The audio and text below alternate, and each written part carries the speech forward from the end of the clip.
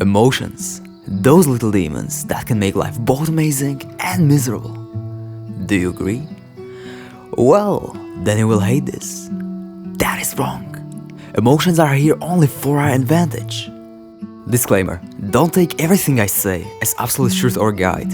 I'm someone who lied, used, and manipulated people to satisfy my narcissistic traits. These are just simply the lessons I've learned.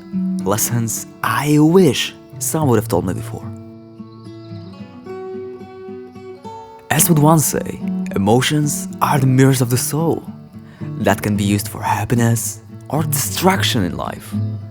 So, I'm going to tell you how I learned to use my emotions for better or worse. Be mindful though, you can use this for either good or bad. The choice is yours. When I was younger, I cared about many things, but I didn't know what I truly wanted. That uncertainty made me angry. So angry that anger became my only one real emotion that I felt. Because of that, I couldn't appreciate anything to the fullest.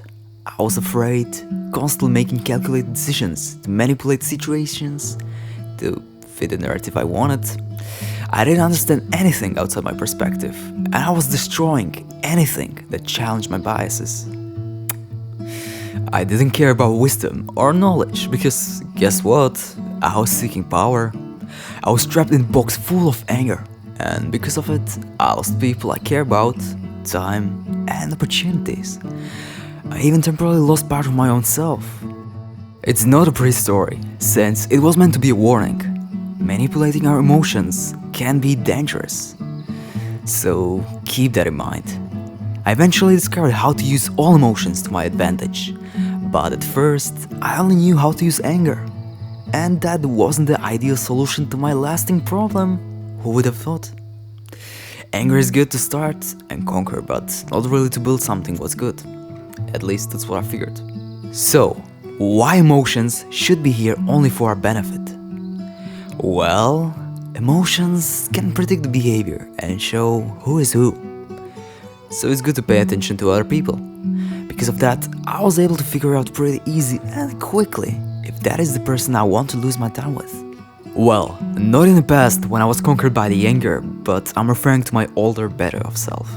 Also, they can accelerate decision making, but there's a catch.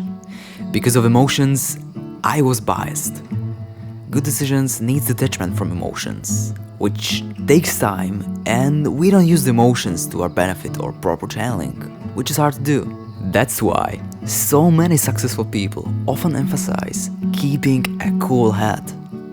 I agree with that advice, at least with the hard-lasting decisions. But let's be honest, most people can't fully disconnect from emotions. There will always be something that they feel.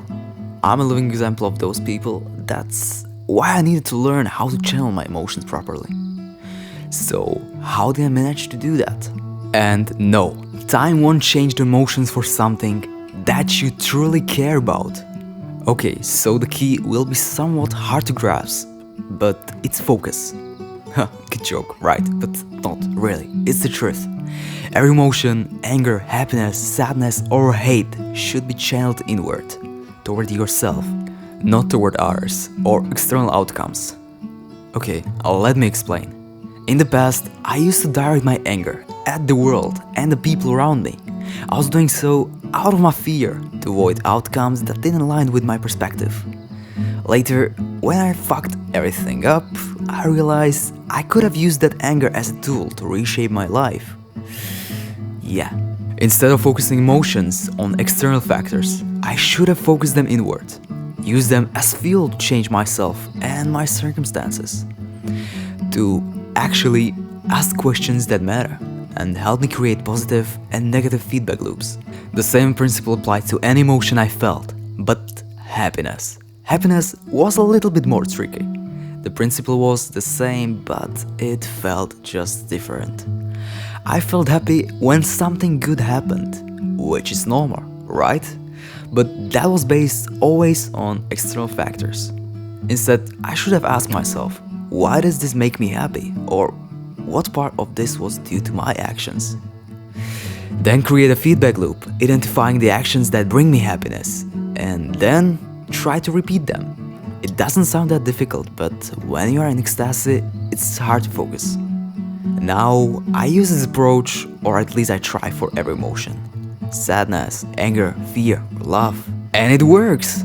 At least for me. Learning to channel my emotions changed my life. It's not an easy process.